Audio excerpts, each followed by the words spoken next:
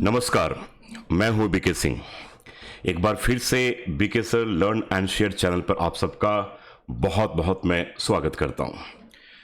Friends, आज इस video में स्टैटिस्टिक्स के बारे में बताने जा रहा हूं। पिछले 3 वीडियो को आप लोगों ने बहुत अच्छे तरीके से देखा, बड़े सारे कमेंट्स लिखे, उसके लिए आप सबको दिल से थैंक्स। तो आज की इस वीडियो में मैं बात करूंगा स्टैटिस्टिक्स के बारे में कि इस चैप्टर का वेटेज क्या होगा, कितने मार्क्स का यह चैप्टर आपके 5 मई 2022 को जो सीबीएसई बोर्ड का पेपर होना है क्लास 10 का, उसमें इसका वेटेज क्या होगा, क्या पढ़ना चाहिए ताकि आप पूरे के पूरे मार्क्स स्कोर कर सकें इस चैप्टर में। स्टैटिस्टिक्स अगर कहा जाए तो ऑलवेज यानी कि हमेशा जो है आप सबके लिए बहुत ही एक आसान चैप्टर रहा है। थोड़ी सी अगर आप सॉलिड प्लानिंग कर ले इस चैप्टर में तो मुझे नहीं लगता है कि इंडिया में किसी भी बच्चे का 1 मार्क भी इस चैप्टर में कटने वाला है। तो आइए डिस्कस करते हैं इस चैप्टर के बारे में। सबसे पहले मैं बात करूं वेटेज की बात, तो यह आप सबको पता है कि आपके क्वेश्चन पेपर में टोटल 14 क्वेश्चन होंगे। सेक्शन ए में 6 क्वेश्चन होंगे जहां पे 2 इंटरनल चॉइस भी आप सबको मिलने वाला है। सेक्शन बी में आपके पास 4 क्वेश्चंस होंगे, जो 3 मार्कर जो क्वेश्चन है वहां पे भी आपको 1 इंटरनल चॉइस मिलना है। सेक्शन डी की अगर मैं बात करूं, सॉरी सी की बात अगर करूं तो 4 मार्कर क्वेश्चंस होंगे जहां पर क्वेश्चन नंबर 13 पे केस स्टडी बेस्ड क्वेश्चन होगा, क्वेश्चन नंबर 14 पे भी क्या होगा, केस स्टडी बेस्ड क्वेश्चन होगा। यह तो रहा कि आपके क्वेश्चन पेपर का आउटलुक क्या होगा। टोटल 14 क्वेश्चंस होंगे जहां पर 2 के क्वेश्चन केस स्टडी बेस्ड से। पिछले हर वीडियो में बताते चल रहा हूं कि अगर हम केस स्टडी बेस्ड क्वेश्चन की बात करें तो 2-3 चैप्टर बहुत हॉट लिस्टेड चैप्टर है जहां से केस स्टडी बेस्ड क्वेश्चन आने के चांसेस हैं। और मेरा अपना प्रेडिक्शन है, मेरा अपना जो एक्सटेंसिव रिसर्च है वो यह कहता है कि अर्थमेटिक प्रोग्रेशन बिल्कुल एक बहुत इंपॉर्टेंट है जहां से केस स्टडी के क्वेश्चंस आपके पेपर में पूछे जा सकते हैं। तो एप्लीकेशंस ऑफ ट्रिग्नोमेट्री को बिल्कुल टारगेट में रखिएगा। उसके बाद सम एप्लीकेशंस ऑफ ट्रिग्नोमेट्री और अर्थमेटिक प्रोग्रेशन, यानी कि 2 चैप्टर है जहां से केस स्टडी क्वेश्चन आने के चांस मैक्सिमम है। इसके बाद का अगर तीसरे चैप्टर की मैं बात करूं तो स्टैटिस्टिक्स से भी केस स्टडी के क्वेश्चंस काफी सारे बनते हैं, तो इस चैप्टर को भी। लेकिन इस चैप्टर में अगर केस स्टडी के क्वेश्चंस आते भी हैं तो बहुत ही आसान क्वेश्चन आएंगे, उसमें कोई कंफ्यूजन नहीं होगा, बड़े आराम से आप कर लेंगे जैसे आप नॉर्मल क्वेश्चंस को करते हैं। तो वेटेज की अगर मैं बात करूं तो सेक्शन ए में मेरा मानना है कि 2 मार्क्स का एक क्वेश्चन आपके स्टैटिस्टिक्स से होगा, और सेक्शन बी में 2 क्वेश्चन यानी कि 3 मार्क्स के आपके स्टैटिस्टिक्स से होने वाले हैं, जैसा कि सीबीएसई बोर्ड के सैंपल पेपर में भी इसी तरीके से ट्रेंड्स दिया हुआ है। तो 3+3+2 यानी कि इस चैप्टर का वेटेज अगर कहा जाए तो पूरे मैथमेटिक्स में सबसे ज्यादा वेटेज की अगर मैं बात करूं तो वह चैप्टर जो है दैट इज स्टैटिस्टिक्स, यानी कि 8 मार्क्स 20% वेटेज जो है इस चैप्टर का आपके सीबीएसई बोर्ड के पेपर में होना है। तो बहुत मेजर वेटेज के साथ यह चैप्टर आपके पेपर में आना है। 4 मार्क्स में अगर स्टैटिस्टिक्स से केस स्टडी का क्वेश्चन आ जाता है तो उस केस में इसका हो सकता है वेटेज 4 नंबर वहां हो, और उसके बाद 3 मार्कर क्वेश्चन में 1 हो तो यानी कि 7 मार्क्स, तो 1 मार्क को आप माइनस भी कर सकते हैं, यानी कि 7 to 8 मार्क्स इस चैप्टर का वेटेज आपके पेपर में होना है। अभी जो मेरा प्रेडिक्शन है, सेक्शन ए में 2 मार्कर क्वेश्चन में 1 क्वेश्चन आप सबके होने वाले हैं, और सेक्शन बी में जो 3 मार्क्स वाले जो क्वेश्चंस हैं सेक्शन है वहां पे 2 प्रश्न आपको स्टैटिस्टिक्स से मिलेंगे, यानी कि 3+3+2 8 मार्क्स। अब आप पूछेंगे क्या सर स्टैटिस्टिक्स में भी इंटरनल चॉइस क्वेश्चन आने के चांस है क्या? मेरा मानना है कि नहीं, स्टैटिस्टिक्स में कोई इंटरनल चॉइस क्वेश्चंस आपके नहीं आएंगे, जो मेरा अपना एक्सटेंसिव रिसर्च है। आइए अब हम बात करते हैं कि स्टैटिस्टिक्स में क्या पढ़ लिया जाए, किस बुक से कर लिया जाए कि हमें 8 में 8 मार्क्स बड़े आराम से चेहरे पे स्माइल के साथ आ जाए, एग्जाम देने के पहले भी स्माइल हो और आने के समय तो स्माइल रहना ही रहना है, क्योंकि जो मैं प्रेडिक्शन कर रहा हूं आप सबके लिए 100% बिल्कुल यही होना है, यही सत्य होना है। तो सबसे पहले मैं बात करती हूँ एनसीईआरटी बुक का। तो एनसीईआरटी बुक अगर मैं मुझसे कोई पूछा जाए तो सफिशिएंट है क्या 8 मार्क्स लाने के लिए? मेरा ऐसा मानना है कि नहीं, दैट मीन्स कि नो। आप पूछेंगे क्यों नो? तो अगर मैं स्टैटिस्टिक्स की बात करूं तो मीडियन जो है that is more than sufficient.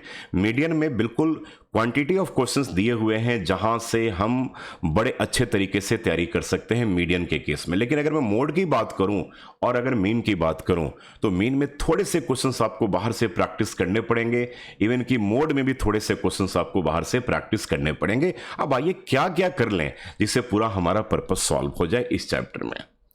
तो देखिए मीन की अगर मैं बात करूं तो मीन में एक मेथड स्टेप डेविएशन मेथड जो है A plus sigma F I E Y upon sigma F I into H का जो मेथड था वह तो आपके इस पेपर के लिए बिल्कुल ही डिलीटेड है। तो यानी कि दो मेथड हमारे पास बच गया, एक डायरेक्ट मेथड और एक एज्यूम्ड मीन मेथड जो A plus sigma F I D I upon sigma F I होता है, जहां पे D I equals to X I minus A होता है, आप सबको अच्छे तरीके से पता होगा। और जो डायरेक्ट मेथड है that is sigma F I x I upon sigma F आई, ये दो मेथड है ना।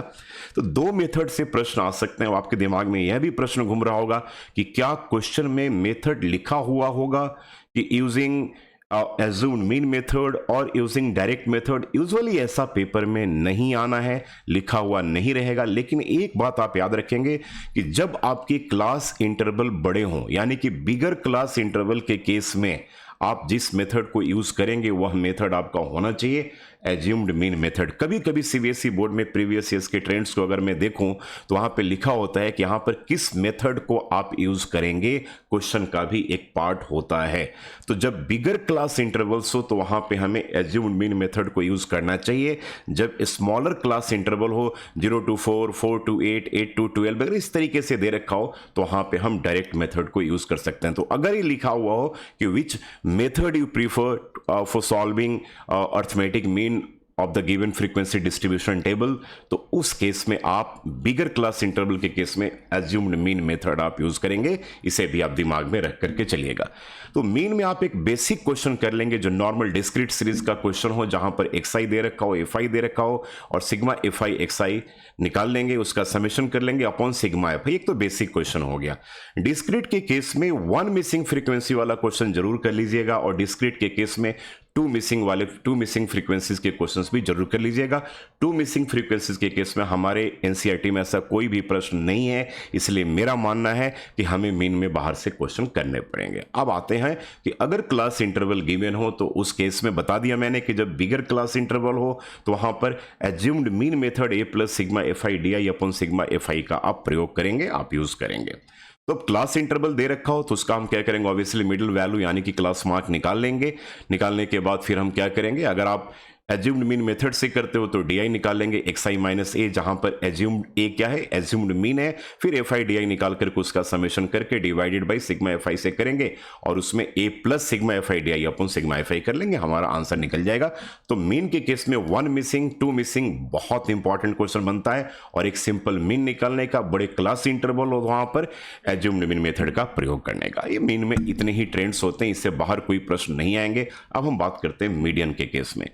मीडियन में एक बात जरूर याद रखिए कि मीडियन में लेस देन वाले क्वेश्चन, मोर देन वाले क्वेश्चन, मीडियन में टू मिसिंग फ्रीक्वेंसीज, इवन की वन मिसिंग फ्रीक्वेंसी वाले क्वेश्चन भी आपको करने पड़ेंगे। टू मिसिंग फ्रीक्वेंसीज की अगर मैं बात करूं तो मीडियन में आपके एनसीईआरटी में सॉल्व्ड एग्जांपल में एक प्रश्न दे रखा है और एक क्वेश्चन आपके अनसॉल्व्ड में दे रखा है। एनसीईआरटी में लेस देन से भी क्वेश्चन दिए हुए हैं और मोर देन वाले भी क्वेश्चन दिए हुए हैं। तो less than, more than, one missing, two missing. और एक बात जरूर याद रखिएगा कि जो आपने क्लास 9th में आपने मीडियन का जो फॉर्मूला पढ़ा हुआ है ना कि अगर n इक्वल्स टू ऑड हो, n इक्वल्स टू इवन हो, तो उस केस में हम कैसे मीडियन निकालेंगे। पहले हम डिस्ट्रीब्यूशन को क्या करते हैं, अरेंज कर लेते हैं असेंडिंग या डिसेंडिंग ऑर्डर में। उनको भी एक बार प्रैक्टिस जरूर कर लीजिएगा। 9th के कंटेंट, 9th के क्वेश्चंस भी आपके, यानी कि फाउंडेशन वहां पर हमारा तैयार हो चुका है, तो वैसे क्वेश्चंस भी 2 मार्कर के केस में आ सकते हैं। तो एक बार जरूर रिवाइज आप कर लीजिएगा। तो मीडियन के लिए हमारा एनसीईआरटी बुक सफिशिएंट है, क्योंकि लेस देन वाले क्वेश्चन भी है, मोर देन वाले क्वेश्चन भी है और टू मिसिंग वाले हैं। वन मिसिंग का क्वेश्चन आप एक बार बाहर से देख लेंगे, that is very simple, quite simple है, तो आप कर सकते हैं। अब आते हैं मोड की बात करते हैं। मोड में यूजुअली बहुत सिंपल क्वेश्चन आपके पेपर में पूछा जाता है, क्योंकि वहां पर केवल क्लास इंटरवल की हमें जरूरत होती है और फ्रीक्वेंसी की जरूरत होती है, ठीक है। और जिस क्लास इंटरवल की फ्रीक्वेंसी मैक्सिमम, वही क्लास हमारा मॉडल क्लास होता है। उसके बाद फिर हम F1, F0, F2, याद रखिएगा F1 मॉडल क्लास की फ्रीक्वेंसी होती है, F0 प्रीसीडिंग वाले की होती है, F2 बाद वाले की होती है, H क्लास विड्थ होता है, L जो है तो lower limit of the model class होता है। सारी चीजें आप सबको अच्छे तरीके से याद होगा, ठीक है। फिर भी मैं एक बार आपको रिवाइज करवा दे रहा हूं। तो मोड बहुत हमारे लिए सेफ है, लेकिन मोड के केस में भी मिसिंग वाले क्वेश्चन जरूर एक बार देख लीजिएगा। यूजुअली सारी बुक्स में नहीं है, एनसीईआरटी में नहीं है। अगर आप कोई भी बुक, अगर मेरी बुक भी अगर आप प्रैक्टिस कर रहे हैं कंप्लीट कोर्स इन मैथमेटिक्स, या कोई भी आर एस अग्रवाल कर रहे हैं, आर डी शर्मा कर रहे हैं, तो वहां पे ऐसे क्वेश्चंस आप सबको मिल जाएंगे।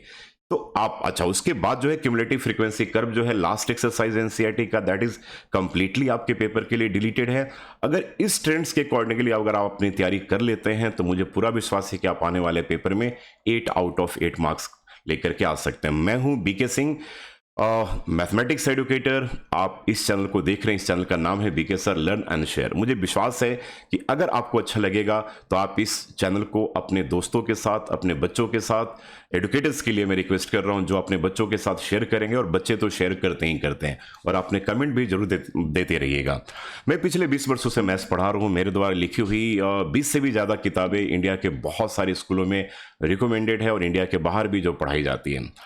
और इस चैनल का मेरा उद्देश्य है कि बच्चों को हेल्प किया जाए और अनकंडीशनली हेल्प किया जाए। तो आप सबका बहुत बड़ा सहयोग है। आप अगर मुझे आप आगे बढ़ाते हैं, इस चैनल को आप आगे बढ़ाते हैं, तो इस तरीके से और भी वीडियोस मैं आप सबके लिए लेकर के आता रहूँगा। Thank you so much. तो यानी कि स्टैटिस्टिक्स में इस तरीके से, इस प्लानिंग के अकॉर्डिंगली आप तैयारी करते हैं तो 8 मार्क्स आपका कहीं भी नहीं जाता है।